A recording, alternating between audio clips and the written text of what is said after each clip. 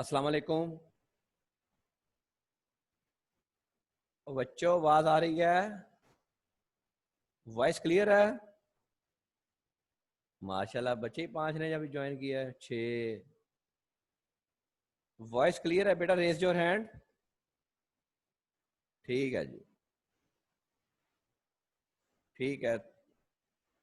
ले जी, आज हम अपना दूसरा चैप्टर नहीं शुरू करेंगे। आज हम अपना जो उससे नेक्स्ट चैप्टर है, कौन सा चैप्टर है? 19 हम वो स्टार्ट करेंगे, क्योंकि दूसरा हमारा मेन चैप्टर है। समरा को क्वेश्चन है बेटा? समरा को जी, समरा बेटा को क्वेश्चन है? जी सर, जी क्वेश्चन है। जी, बोल पुत्र बोल। सर, टैक्सेबल एक्टिविटी का लास्ट पॉइंट समझ नहीं आ रहा था। हॉबी वाला है वो। नहीं सर, वो थोड़ा डिफरेंट है टैक्सेबल एक्टिविटी में। अच्छा चले, मैं हॉबी करवा वाला देता हूँ। नहीं। मैं मंडे को कराऊंगा। आज थोड़ी सी मेरी मीटिंग्स हैं, मुझे थोड़ी सी आज जरा जल्दी है। मैं ओके फिर सर, नो प्रॉब्लम, ठीक है। No problem. अब याद रखना, भूलना नहीं, सवाल जरूर पूछना आपने मेरे से, ठीक है? Okay sir, I will remember. Thank you, thank you. अच्छा जी, रिटर्न्स। रिटर्न बेसिकली सेल, जैसे सेल टैक्स रिटर्न आपकी बेटा जिस तरह इनकम टैक्स रिटर्न ऑनलाइन जाती है, इस तरह सेल टैक्स रिटर्न तो सारी की सारी ऑनलाइन है। Sale tax return will never be filed manually. किसी की sale tax return manually file नहीं होती। और सेल टैक्स रिटर्न में आपको पता है कि मंथली रिटर्न है और एनुअल रिटर्न है। क्वार्टरली रिटर्न किसी किसी की है, लाइक जो सीएनजी स्टेशन है उनकी क्वार्टरली रिटर्न है। अदरवाइज क्वार्टरली रिटर्न बहुत कम है। प्रेस कार्ड फॉर्मेट है, जैसे आप इनकम टैक्स में लॉग इन होके अपना इनकम टैक्स ओपन करते हैं, इस तरह आप सेल टैक्स में भी लॉग इन होके सेल टैक्स रिटर्न ओपन हो जाती है। और जब कोई बंदा अपनी सेल फीड करता है तो वो ऑटोमेटिकली आपकी परचेज फीड हो जाती है। अब आप जब उठाते हैं ना, मतलब कि लाइक बिजली का बिल है, अब बिजली का बिल भी कौन फीड करता है? फेस्को फीड करता है। जब मैं अपनी रिटर्न ओपन करता हूँ ना बेटा, तो मेरा वहां पे इनपुट वैसे ही शो हो रहा था, मुझे खुद फीड भी नहीं करना पड़ता। तो this is the interlink data, जो सॉफ्टवेयर है, that was created by the FBR. अच्छा, एनुअल रिटर्न बेसिकली क्या है कि आपकी मंथली रिटर्न का जो मजमू है या क्वार्टरली रिटर्न का जो मजमू है, वो एनुअल रिटर्न है। मंथली रिटर्न में आपको पता है बात का प्लस माइनस हो सकता है, आपको सेल रिटर्न होती है, परचेज रिटर्न होती है, आपको क्वांटिटी में फर्क पड़ता है। तो वो आप जो है वो फिर एनुअल रिटर्न में वो प्लस माइनस जो है वो निकाल लेते हैं। या लिखा 15 से 15th of the next month है, लेकिन मैं आपको बताया कि 15 ऑफ द नेक्स्ट मंथ नहीं है। ये सर्कुलर इशू हो गया था कि 15 तक आप टैक्स जमा कराना है और 18 तक आपने जो है वो रिटर्न जमा करवानी है। क्वार्टरली रिटर्न भी जो प्रेस कार्ड होगी वो भी सबमिट करनी है, and same with the case with the annual return.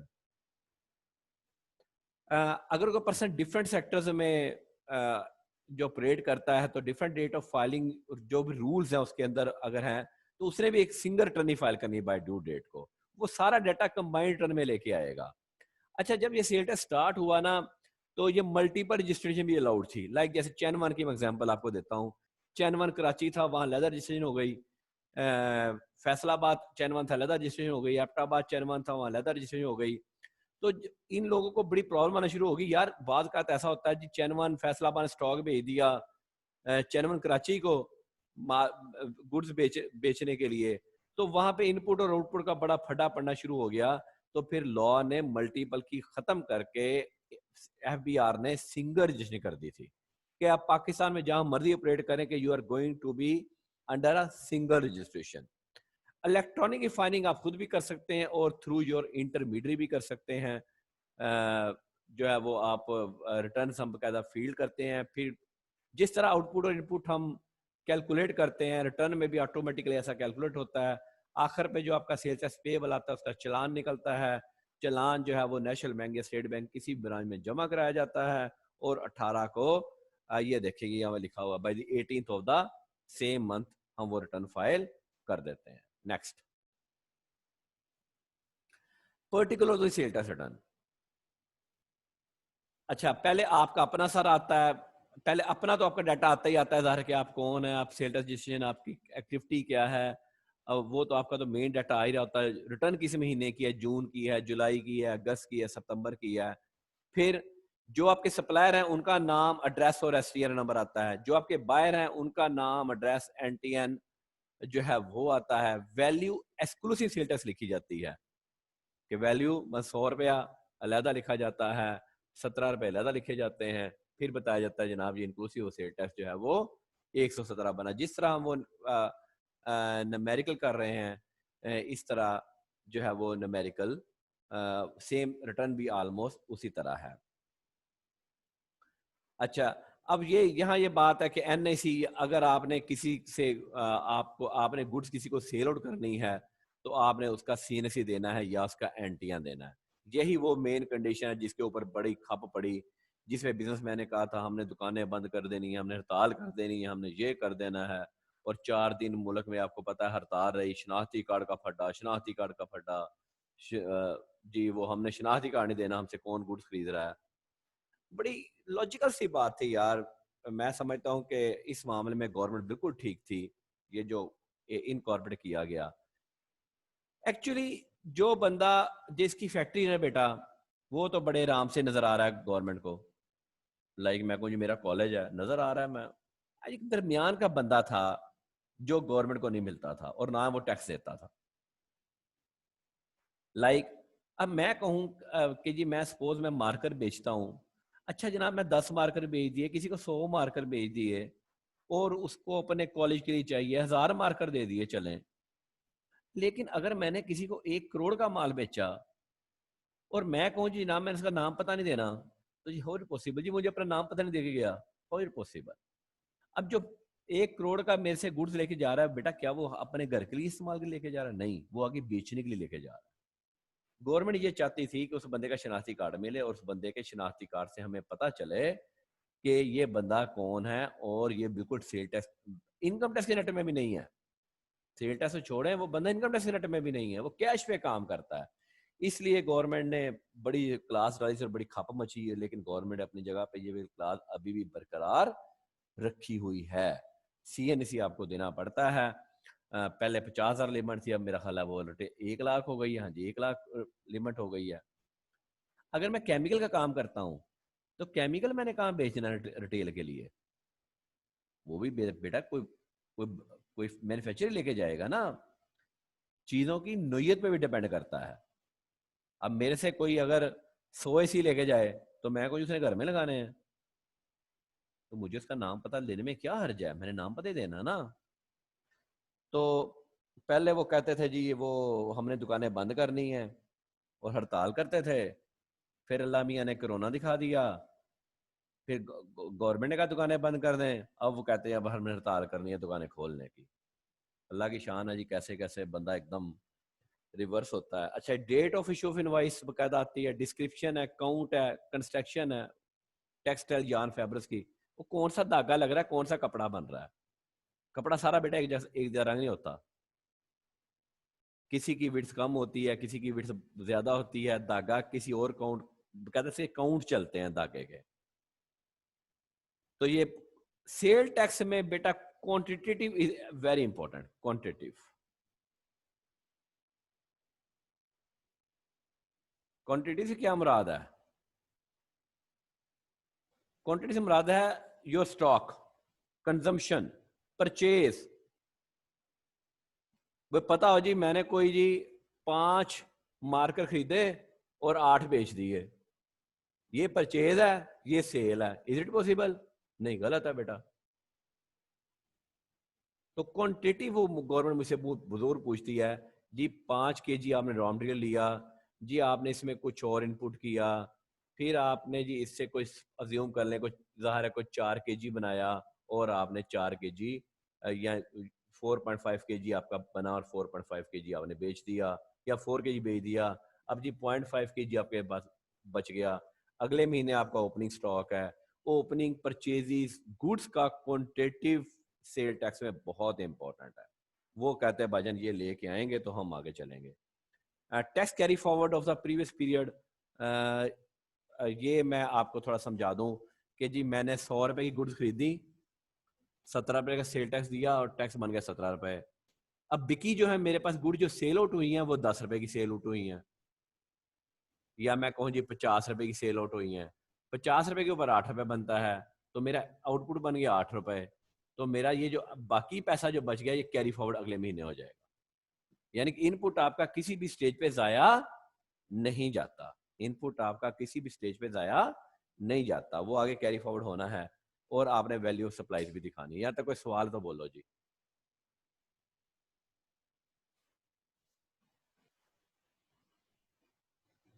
Munib, जी मुनीब। अस्सलाम वालेकुम सर। वसलाम। सर ये जो आपने मल्टीपल ब्रांचेस की बात बताई थी, जिस तरह चेयरमैन की आपने मिसाल दी कि उनको एक रिटर्न फाइल करनी पड़ेगी, और जिस तरह सर मैं मैंने ब्रांच खरीदी है उनसे, तो मुझे अलग नहीं करनी पड़ेगी रिटर्न तो फिर फाइल? अपना रजिस्ट्रेशन अपनी लेदा करवाओगे ना आप, अच्छा फिर ठीक वो है सर। फ्रेंचाइज डिक्लेयर करेंगे ना, जी जी। तो फिर और आप सर अपनी ये जो स्टॉक और एक ब्रांच के जो सामान होता है वो कहते हैं कि आप दूसरी ब्रांच से ले लें, तो सर वो स्वैप होता है वो शेयर स्वैप परचेज? वो स्वैप होता है। जी सर ठीक है। ठीक है, उसके ऊपर सेल टैक्स बार बार चार्ज नहीं होता। जी ठीक है ठीक है, sir, thank you. Thank you. अच्छा जी, अब ये देखिए कि जहां पे आपकी कोई वैल्यू ऑफ ट्रांजैक्शन है inclusive of sale tax, retailer जो है वो 50,000 रुपए तक गुड्स बेच सकता है विदाउट शनाख्ती कार्ड के बगैर। मतलब यूं भाई, कोई अगर 40,000 की गुड्स मेरी शॉप से लेने आए हैं तो मुझे शनाख्ती कार्ड लेने की जरूरत नहीं है। लेकिन अगर क्यूम भाई 30 जून से पहले आपके सिलेबस के हिसाब से 60,000 की चीज लेने आए तो मुझे शनाख्ती कार्ड लेने की जरूरत है।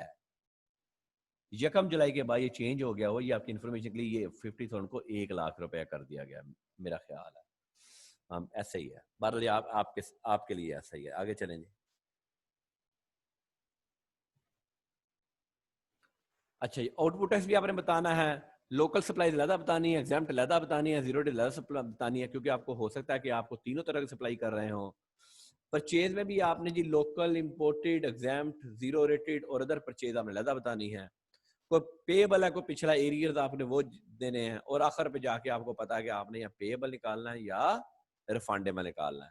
अभी तक बेटा आपने जितने सवाल किए उसमें पेएबल ही निकला, क्योंकि रिफंडेबल का थोड़ा सा टेक्निकल पॉइंट्स हैं, वो मैं आखिर पे जाके वो मैं दूसरे चैप्टर में जाके डिस्कस करूंगा जी। आगे चले जी।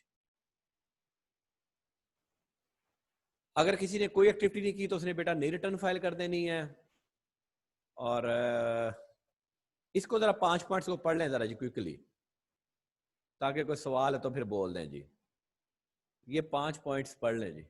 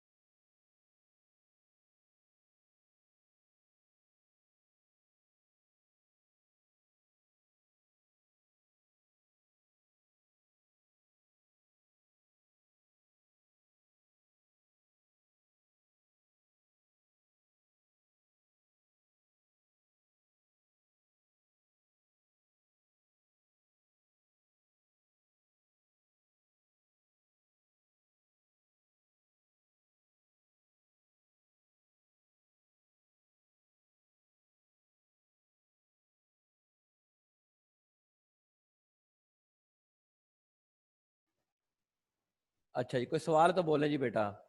शिनाख्ती कार्ड का नंबर अगर आपने गलत दिया तो उसकी जिम्मेदारी आपके ऊपर है, वो आपको प्रूफ करना है।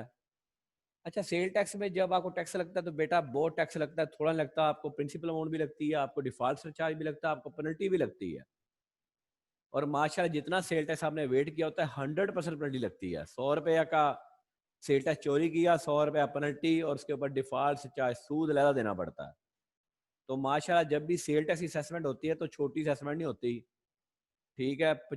मतलब कल मेरे क्लाइंट की एक सेल टैक्स की असेसमेंट हुई है, उन्होंने उसकी असेसमेंट की तो उसने सेल टैक्स पेबल निकाला 47 मिलियन कि ये आपकी तरफ पेबल बनता है।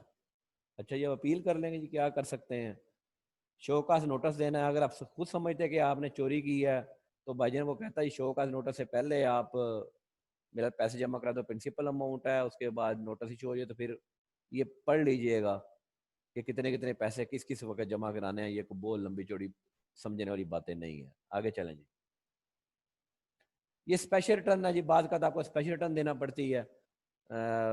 आप एक्टिविटी क्लोज कर रहे हैं तब भी स्पेशल रिटर्न देना पड़ती है। बाद का ऐसा होता है कि महीने के दरमियान में रेट चेंज हो जाता है, तो गवर्नमेंट उस वक्त भी कहती है कि अच्छा चलो 2 रिटर्न फाइल कर दो, ऑप्शन दे सकती है गवर्नमेंट, उसको भी स्पेशल रिटर्न कहते हैं। डी रजिस्टरिंग के वक्त आपको एक फाइनल रिटर्न देना पड़ती है, फिर आपकी जान छूटती है जी। नेक्स्ट, रिटर्न चाहे आप खुद फाइल करें चाहे आपका रिप्रेजेंटेटिव फाइल करें, हम समझेंगे कि वो फाइल हो गई।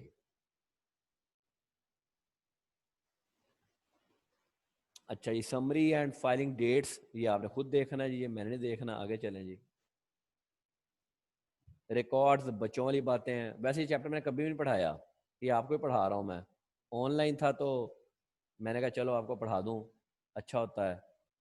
आगे चलें जी। रिकॉर्ड, अब मैं ये क्या बताऊँ कि quantity of goods, description of goods, आप इसको बड़ा डिटेल पढ़िएगा, कोई बात होगी तो आप हमें मुझसे क्वेश्चन पूछ सकते हैं। ये बता दूं, credit and debit notes, credit and debit note होता है बेटा उस वक्त इशू होते हैं जब आपकी कोई सेल रिटर्न या परचेज रिटर्न है।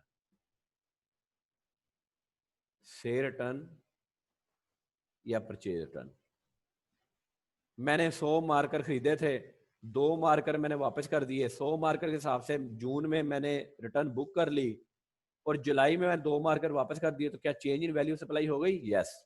जब चेंज इन वैल्यू सप्लाई होगी तो क्या चेंज इन सेल टैक्स हो गया? यस।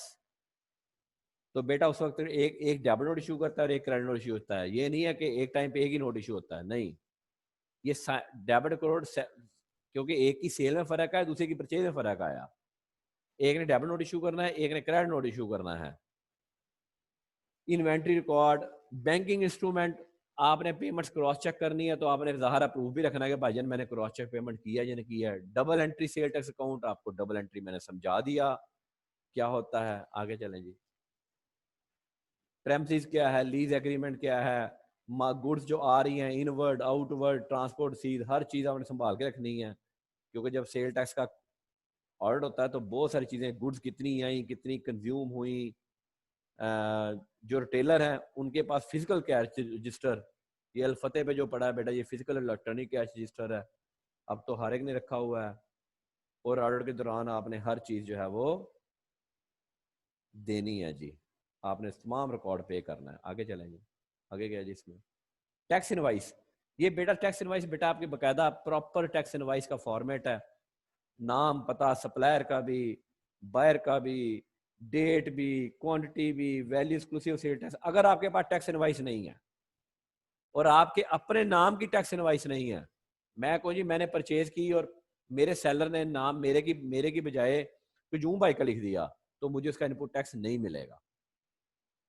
अगर मेरे पास टैक्स इनवाइस नहीं है, कोई सादा इनवाइस है, इस फॉर्मेट के मुताबिक नहीं है, तो भाईजान मुझे उसका इनपुट टैक्स नहीं मिलेगा। इनपुट टैक्स के ऊपर बड़ी कंडीशन है जी। आगे चलें जी।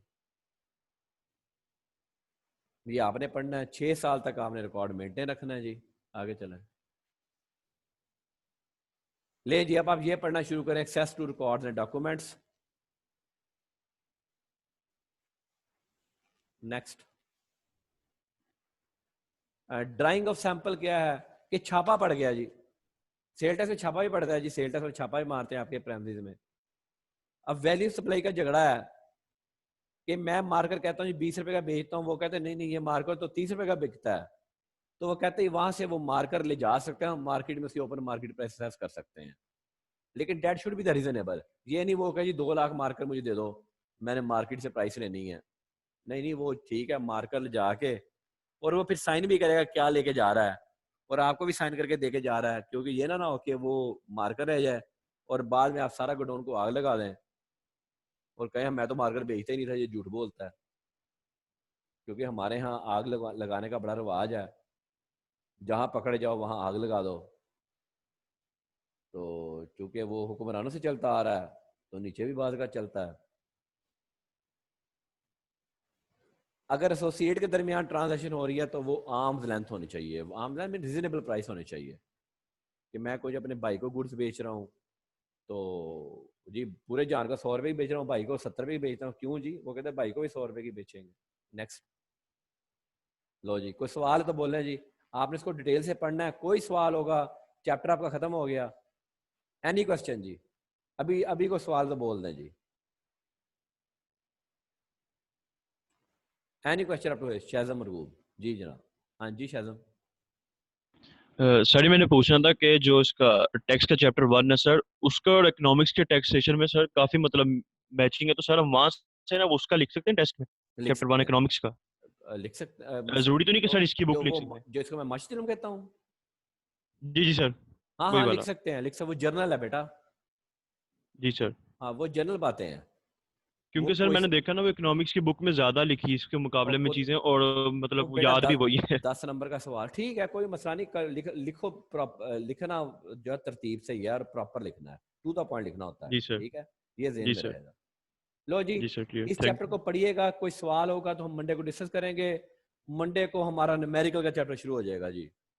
न्यूमेरिकल में बेस आपको करवा चुका हूँ, हर लम्हा हमारा, आज आपको बता रहा हूँ, हमारा न्यूमेरिकल हर लम्हा बदलेगा और बदलता चला जाएगा। फिर ना कहिएगा कि जी मेरा फलां लेक्चर मिस हो गया और मैं जी मेरा सरदर्द था, सब गेड़े ना मुझे कराया करें। तो we are going to start the on Monday इंशाल्लाह। थैंक यू जी, अल्लाह हाफिज।